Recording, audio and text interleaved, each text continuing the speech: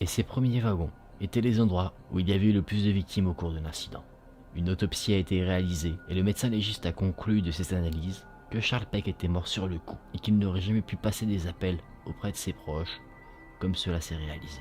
Autre détail étonnant de cette histoire, c'est que le téléphone de Charles Peck, lui, n'a jamais été retrouvé. Est-ce un appel envoyé depuis l'au-delà? Est-ce que Charles Peck, contrairement à l'avis du médecin légiste, avait réussi à s'en sortir après l'accident? Ou alors est-ce quelqu'un d'autre qui a pris le téléphone du jeune homme pour passer des appels en son nom?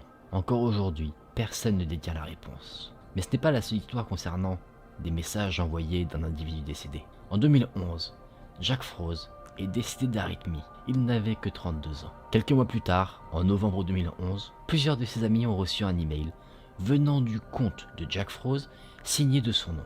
On pourrait penser que quelqu'un d'autre a pris son identité, mais personne, aucun de ses proches, n'avait accès à cette messagerie car il n'avait jamais transmis son mot de passe.